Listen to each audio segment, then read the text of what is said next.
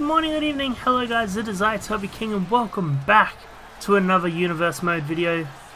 This is the first SmackDown of the TKWF2K20 era, and it's going to be an interesting show as we are kicking off the 32-man SmackDown World Title Tournament that the General Manager has agreed to run. So let's kick off with looking at the bracket that we have planned for this universe. This is the planned outline that we have for the entire show. So without further ado, let's just kick off the first match of the night, being the first match on the first bracket of the tournament. So we're not going to be just going straight down the list. Oh, well, what? Well, that's Sin Cara. That's Eddie Guerrero's opponent here. And he's already attacking Eddie Guerrero? So what I was about to say was, we're not just going straight down the list, we're going to be like starting matches from different parts of the bracket. So that way we don't know, oh yeah, this person's fighting this person, we gotta wait for the rest of the first bracket to finish. We're trying to like get the entire bracket finished, and then we'll move on to the next, like the top 16, then the top 8, top 4, and then the final 2 will compete for the world title, obviously. So, yeah, we're looking at our first match here, Eddie Guerrero versus Sin Cara. Now, Eddie Guerrero has been a man who's been chasing the world title for pretty much his entire time in the TKWF, you know, like, his, like, historic feud with Seth Rollins in 2K19, where he just could not beat Seth Rollins when the title was on the line. He could beat Seth Rollins in any normal match, but as soon as the title was on the line, he just failed to compete. So, and Sin Cara is someone who's kind of special, as he didn't really have too much to do in 2K19 for the first half of it. I mean, he competed at WrestleMania for the title, for the Intercontinental title, sorry, and then got eliminated pretty much straight away, and then he joined forces with Kalisto and Rey Mysterio to form Lucha Our Warriors. Eddie, we're seeing some high-flying stuff between these two right now, but they keep missing. So yeah, and then Lucha Our Warriors ran the place, but Sin Cara didn't really do much as part of that crew either, so he's trying to, and now that he's split up, Rey Mysterio has come back to his normal self. Kalisto is running the Lucha House Party. You know, we're back to square one basically with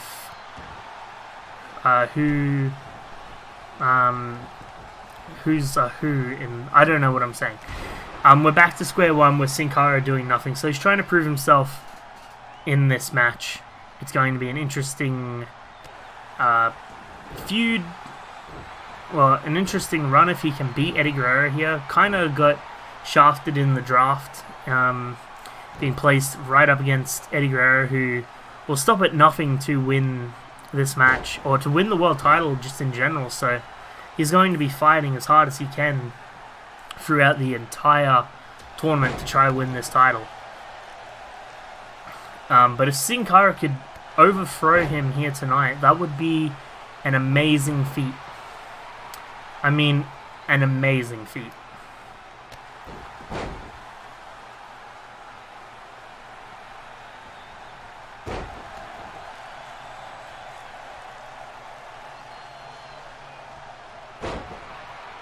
And now Eddie's back on the offensive here after just countering Sin Cara. Sin Cara was on the offensive for a tad bit, but Eddie's on the running end. Here we go. The Three Amigos. We all know what comes after this.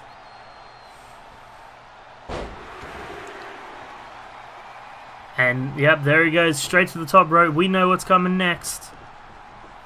And the frog splash from Eddie Guerrero goes for the cover. 1, 2, 3.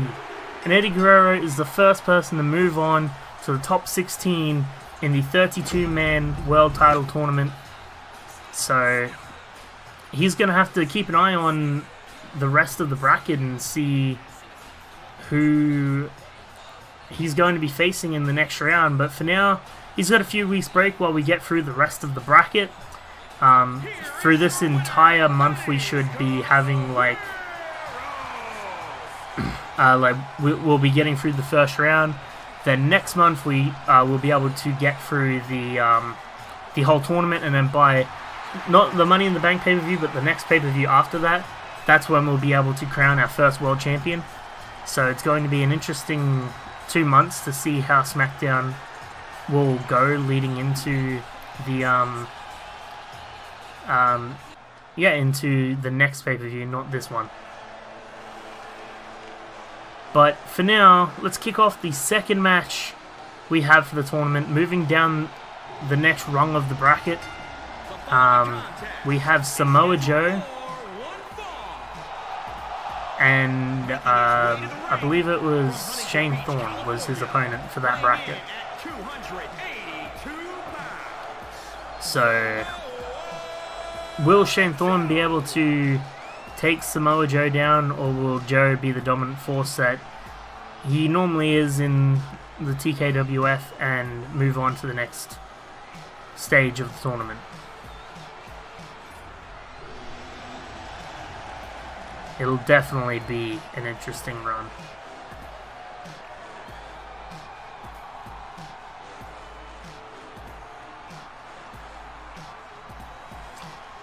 But for now, let's get his opponent out here and let's kick this match off.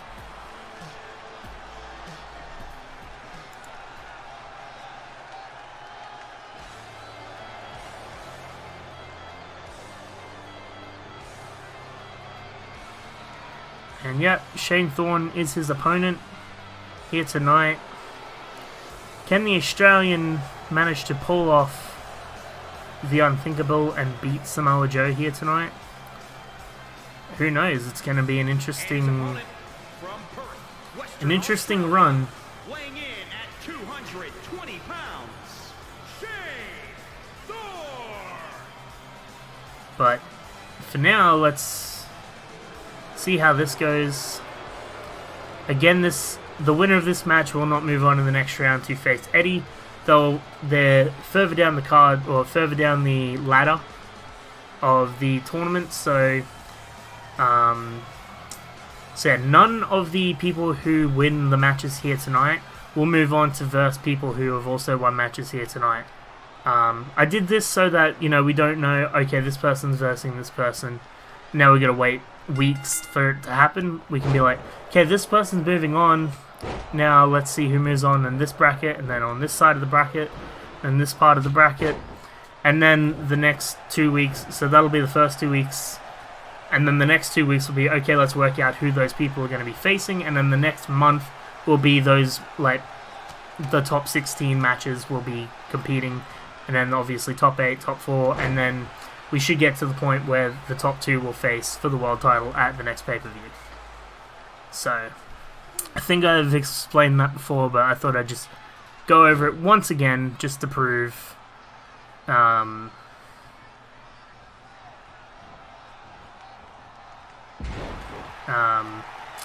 just to prove my point.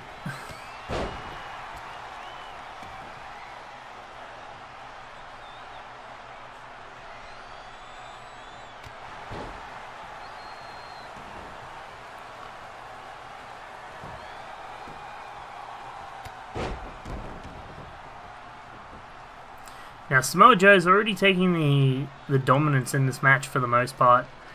Shane Thorne not really showing too much. Yeah, oh, but Samoa Joe failed. Oh, but Shane Thorne failed to strike.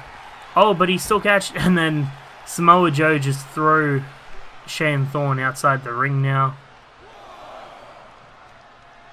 Now Samoa Joe just taunting him to get up and get back into the ring. Samoa Joe doesn't want to take this fight outside.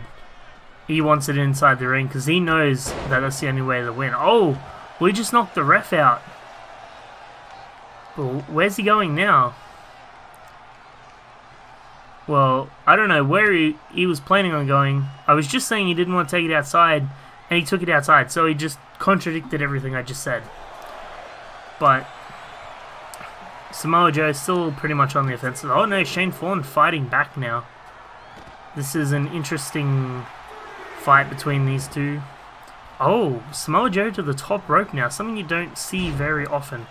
Oh, but he missed. That may be why you don't see it very often. Shane Thorne trying to capitalize on Samoa Joe's misfortunes here. And the constant kicks and strikes from Shane Thorne. And, oh, that has got to hurt. And Samoa Joe back outside the ring, back in the ring now. Shane Thorne and Samoa Joe fighting each other. And then a kick. And an elbow drop. And went for another one, but Shane Thorne rolled out, saw him coming. And another kick there from Samoa Joe. And then a leg drop, but it kind of hurt Samoa Joe as well because he didn't hit it properly. Almost knocked the ref out again. Shane Thorne with a kick to the head there. Now, the kicks there from Shane Thorne continuing. But he picks Samoa Joe up. Probably not a smart decision there. As Samoa Joe back on the offensive now because he got the advantage. Oh, Shane Thorne outside the ring. Samoa on the top rope. What's going to happen here? And, oh, went for a double axe handle. But Thorne caught him into a sidewalk backbreaker.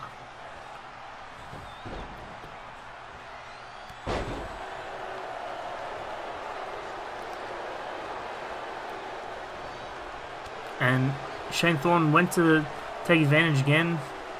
Oh, and a nice slam there from Samoa Joe. And now what's he doing? He's just stalking Shane Thorne. You want Shane Thorne back in the middle of the ring so he can make him tap. Oh, and the kick to the head there to Samoa Joe. And then a nice back body drop there.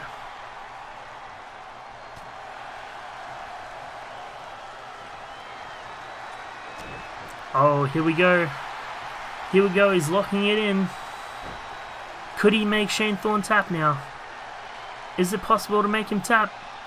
Could we see the first submission in this universe? We did! And Samoa Joe is moving on to his bracket of the top 16 for this world title tournament. Well, what a match. You know, Shane Thorne fought desperately against Samoa Joe. I think he went into this match knowing that he couldn't win. And that was probably the wrong mindset to go into. You don't go into a match thinking you don't win, you think you can win. And Samoa Joe moving on to the next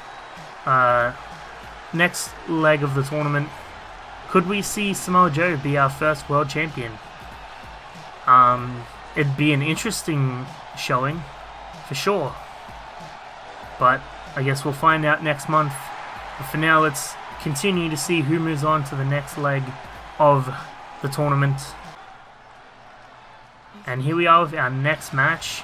And it is the Rated Superstar Edge.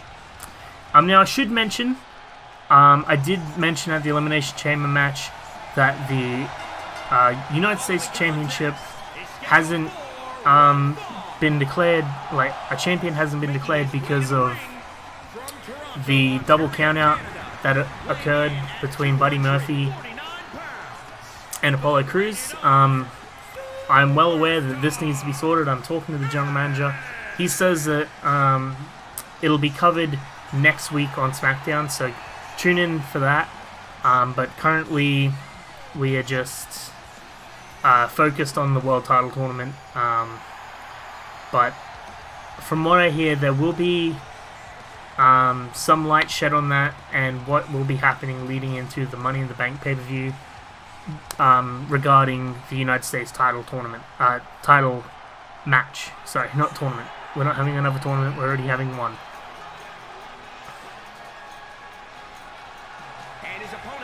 But here he is, probably the underdog of the tournament, or even the underdog in this match. Heath Slater against Edge. I mean, Edge is the clear favorite to win this match, but who knows? I mean, Shane Thorne put brilliant fight up against... Oh, he's toying Edge to get in the ring. He wants this match kicked off straight away. Heath Slater already on the offense now. What an amazing showing. You know, Heath Slater came into this match, you know, he's ready. You know, he's got kids. Imagine winning what winning the world title tournament could do for him.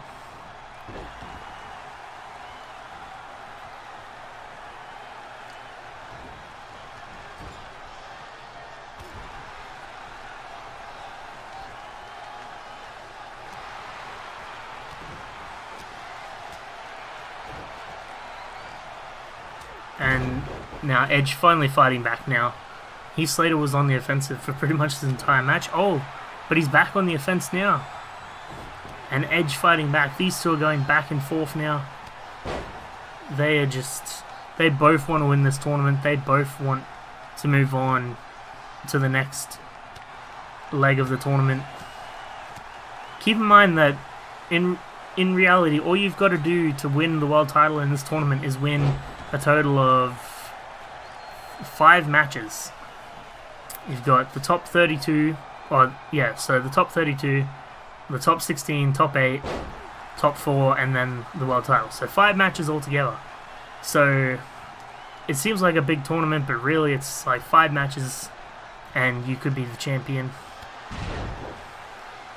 So imagine what a win for Heath Slater or even Edge could do for their hype in this tournament. You know, 1 down, 4 to go type deal.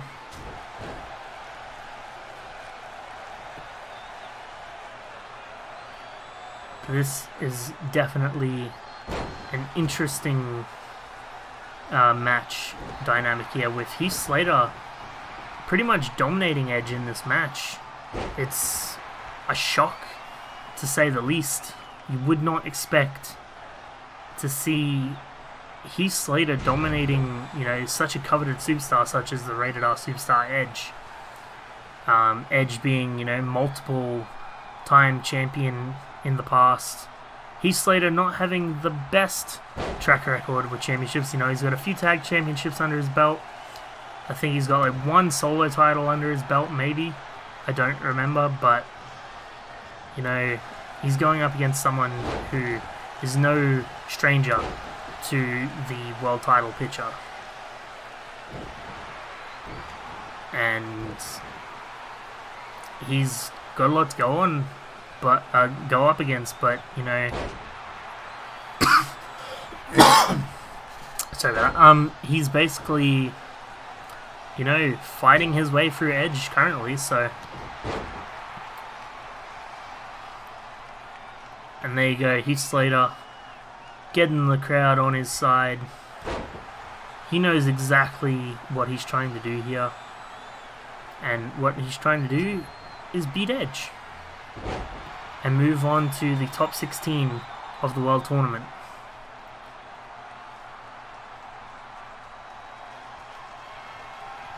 And, oh, a nice Impaler DDT there. Kind of using Edge's move against him, as Edge also does a version of the Impaler DDT. But, you know, here we go. 1, 2, and a kick out at 2. You got close there, Slater, but you've still got to fight a bit if you want to beat Edge.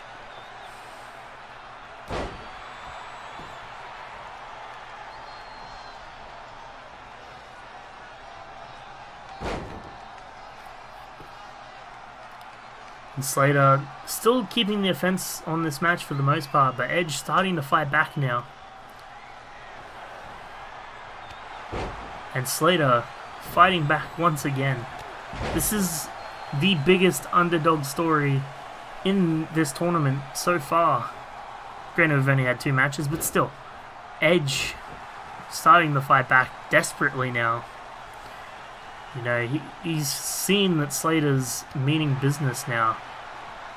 And, oh my god, Slater is dominating Edge in this match for the most part. And, oh, Edge with the flapjack onto the top rope. That has got to hurt.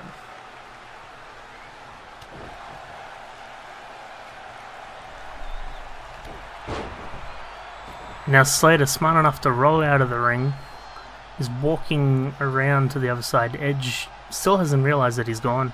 Oh, but he did. He turned around, and Slater runs in the ring while Edge climbs out. And Slater was getting ready for something, but Edge locked in a nice sleeper hold there. I guess that's what that was. And now Slater's back on the offensive again.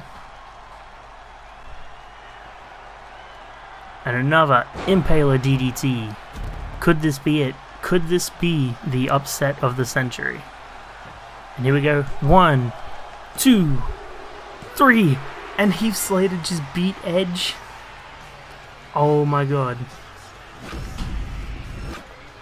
Well, who would have guessed that Heath Slater, out of everyone, would be the one to put Edge away in the first round of the 32-man world title tournament with an Impaler DDT, which is technically one of Edge's moves. He managed to pull the victory away in the what is the upset of the Millenium. Heath Slater is going on to the top 16 in this 32-man title tournament. It's going to be interesting to see if he can pull off an upset victory again. But for now, let's move on to our main event of the night and the fourth match in the title tournament. And this is on the other side of the bracket now. We have Randy Orton taking on... I don't remember who he was taking on. Well, there he is, R-Truth. That is right, he is taking on R-Truth. And R-Truth attacking Randy Orton now. Again, the second time we've seen someone attack someone during an entrance for this tournament. Everyone in this tournament wants to win that world title, wants to be the first world champion of SmackDown. And surely enough, we've seen 3 people move on so far. Orton doesn't really care about this. He's just trying to get this match out. Oh, he's going for a chair now. Well, R-Truth, you've poked the Viper now, and you have to deal with the repercussions. Randy Orton does not play games, and he's proving that here against Randy Orton, against R-Truth, sorry. And R-Truth is not gonna have a fun time against Randy Orton here. Randy Orton's got a bit of a temper, and when you poke him, he will fight back. So that's exactly what's happening here. R-Truth got on the bad side of Randy Orton in a match that, you know, already seemed favored in Randy Orton. I mean, let's be honest, R-Truth is a great wrestler, but he's not in the caliber of Randy Orton. So it was already not in favor of him, and he decided to anger Randy Orton, which is not a smart move. Never a smart move.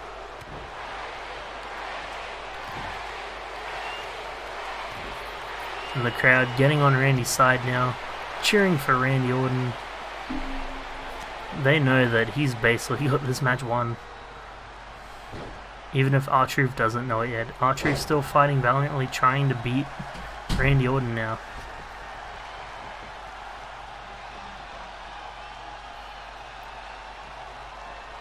And... oh, nice suplex there from Randy Orton. A stalling suplex. And throws R-Truth back in the ring. He wants this match won, and he wants it won his way.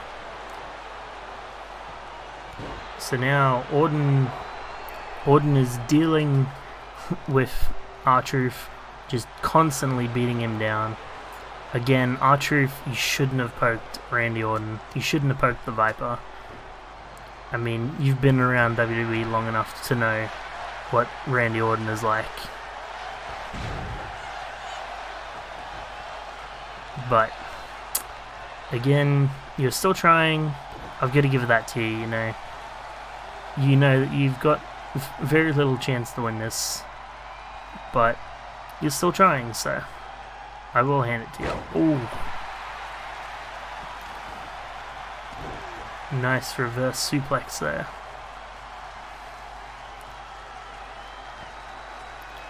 Now, R-Truth is actually on the offense for once. I don't know if this is part of Randy's plan or if R-Truth is just taking the offense. We'll see what happens. And it seems like it was part of Randy's plan.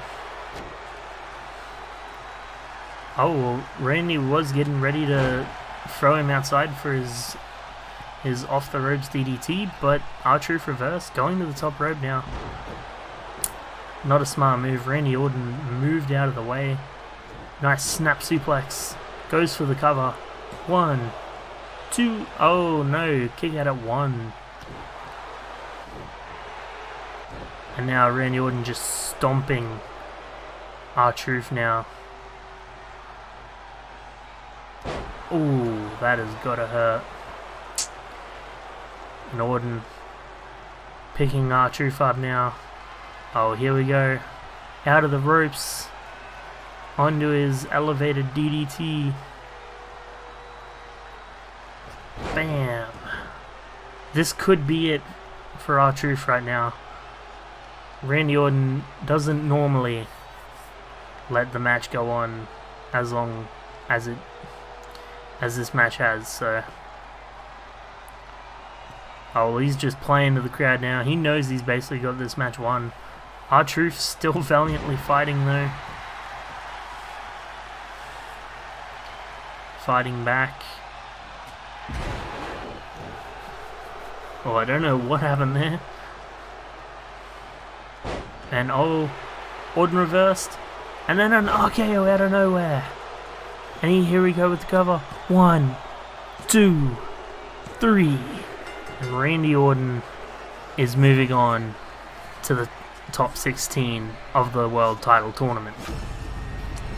Well guys, this is the end of the video. Thank you so much for watching. Be sure to hit the like button if you liked it. Hit the subscribe button and the bell if you want more content from me. Also check the description below for all the details. And good afternoon, good night, and goodbye.